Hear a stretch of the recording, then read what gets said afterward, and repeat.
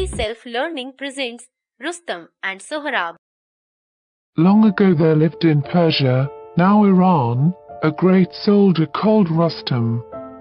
He was so brave and fearless, and he had so often saved his country from foreign invasion, that he was called the Shield of Persia. The enemies who tried to invade the country fled in fear when they heard his war cry, Rustum. Persia is safe as long as Rustum leads our soldiers, said Kayakuz, the king of Persia. No enemy dare threaten us. If any does, he shall suffer a crashing defeat. Unless Rustum is killed, our armies can never hope to see victory, the enemies of Persia used to say. Once, in the course of his travels, Rustum met a Tartar princess, called Tanami. They fell in love with each other and married. However, Rustum was not able to live with his wife for a long time. The king of Persia soon sent for him because he did not feel safe unless Rustum was in his kingdom to protect and defend it. So Rustum had to go away from his wife who was then in the family way. It was with great sorrow that he parted from her, because it might be many years before he saw her again. At the parting he gave her a precious stone and said, "When you become a mother, tie this stone on the child's arm and keep our marriage a secret." In due course, a son was born to Tanami. Tanami knew that when the boy grew up, Rustum would be eager to have him follow in his footsteps. Unless she hid from Rustum the fact that their child was a boy, he would certainly take away the child. She would then lose her son as she had lost her husband. So Tanami sent word to Rustum that their child was a daughter. Tanami named her son Sohrab, which means child of many smiles. Sohrab grew up into a brave and handsome boy. He learned to use the sword and shield and became skilled in the arts of war. For miles around, there was no one who could compete with him in feats of swordsmanship. One day, there came to that country a young warrior who had fought in distant lands. He challenged Sohrab to single combat. Sohrab readily agreed to fight with him. As they were getting ready for the combat, the young soldier said to Sohrab, "Before we fight, tell me your parentage. I do not fight in single combat with anyone who is of low birth." The men who had gathered round looked at Sohrab. None knew exactly who Sohrab's father was.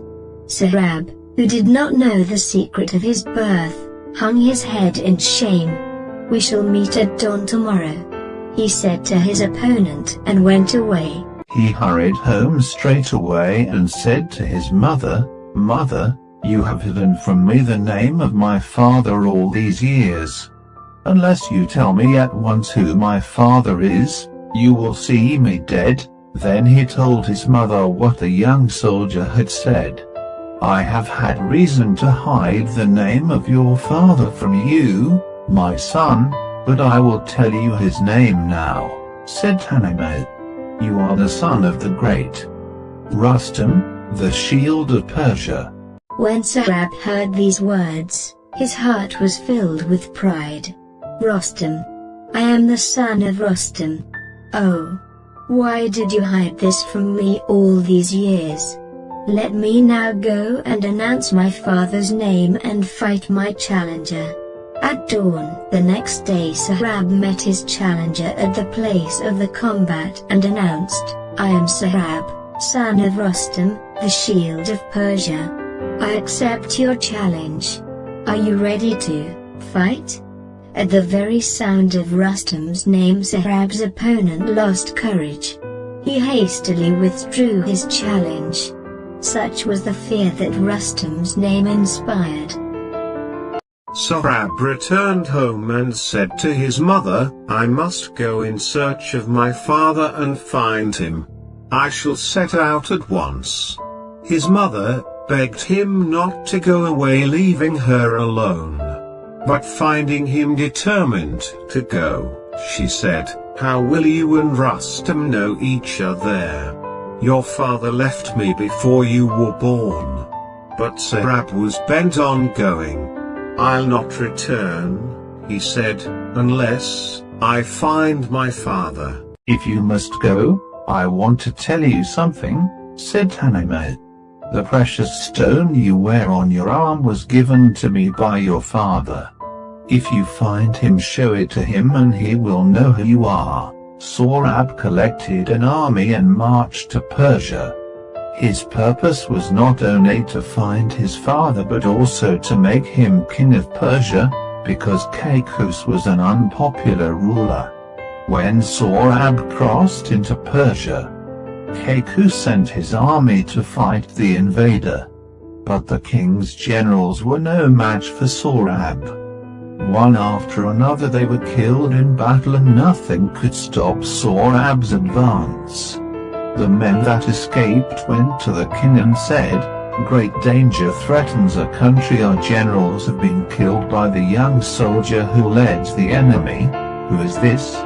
What is his name?" asked the king.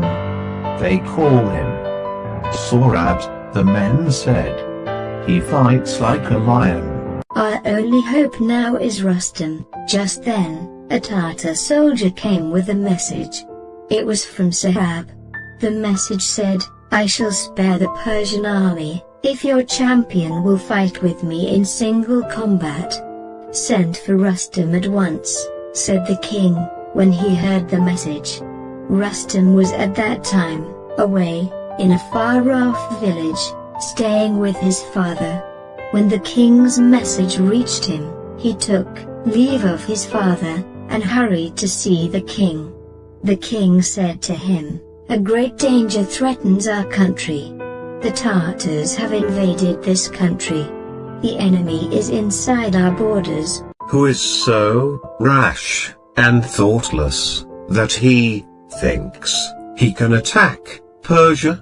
Asked Rustum. The generals say, "He is a beardless youth. He fights with remarkable courage and daring. His name is Sohrab. They say, his ambition is to fight you and defeat you.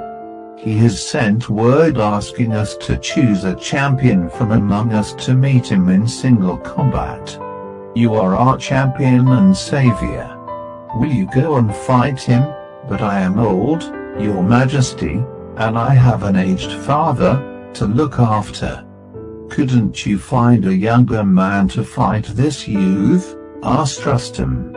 "If I had been able to find a younger champion, I would not have called you away from your aged father. Unless you fight this youth, we have no hope of saving our country. What a misfortune for Persia, that she should be forced to turn to an old man to defend her," said Rustum. "But if I must go, I will go to the battle as a plain soldier, wearing plain armor. Let no one know that old Rustum had to be called to fight a beardless boy." So Rustum rode to the battlefield.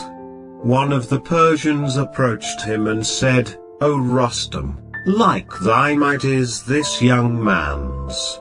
He has the wild stag's foot, the lion's heart, and he is young, and Iran's chiefs are old, or else too weak, and all eyes turn to thee. Come down and help us, Rustum, or we lose." When Rustum heard these words of praise, he wished, with a longing heart, that the Tartar youth had been his own son. Rustum went and stood in front of the enemy soldiers and called out to Sohrab. Sohrab came out to meet him. As Rustum saw him, he felt a deep pity for the brave youth. "Oh, Sohrab," he said, "why do you wish to hurry to your death? Take my advice. Leave the Tartar army, come to Persia and be as a son to me. When Sohrab heard the mighty voice of Rustum, he thought that it was perhaps his father's. He approached Rustum and asked eagerly, "Are you not Rustum? Speak, are you not that?" Rustum thought that the young man was trying to be clever. If he told the truth, Sohrab might want to make peace with him and withdraw from the fight. So he said, "Is it only with Rustum that you will fight, rash boy?" Men look on Rustum's face and run away in terror. Do not wish to know who I am. Get ready to meet your fate. But Sohrab was not frightened. He drew his sword and rushed at Rustum. Their swords clashed, and a great fight followed. The two armies stood on two sides and watched the fight. All day long, the two warriors fought, and all through the night. For 3 days, they fought, till at last, Rustum began to wonder whether he was going to lose. What a terrible disgrace it would be. His spirit was roused. Raising his sword over his head and shouting his war cry, "Rustum!" he rushed at Sohrab.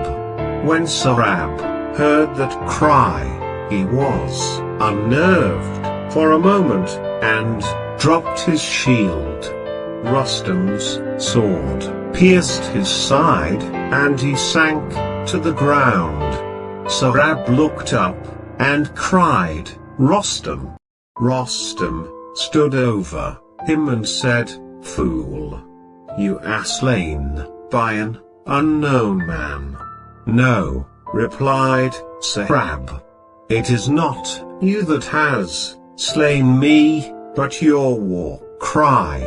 If you had not raised that cry, I would not have been unnerved. The mighty Rustum, my father, shall avenge my death and punish you." When Rustum heard these words, he stood amazed. "What talk is this of avenging your death?" he said. "Rustum never had a son." "Ah, yes, he had. And I am that son," replied Sohrab. At these words, Rustum dropped on his knees, trembling. He bent over Sohrab's body, and his eyes fell on the stone tied on his son's arm. A sharp pain pierced his heart. He gathered his son in his arms and cried, "Oh, my son, I am Rustum. I am your father." He broke down and couldn't speak anymore. He threw his arms round Sohrab, clasped him to his heart, and wept. Sohrab looked at his father's face and said, "Father, be comforted that you and I have found each other. Do not grieve over what fate has brought about. Fulfill this wish of mine.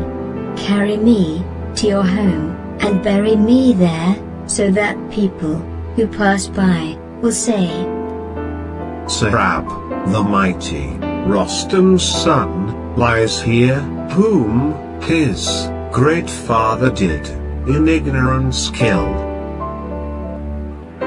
That is the end of the story.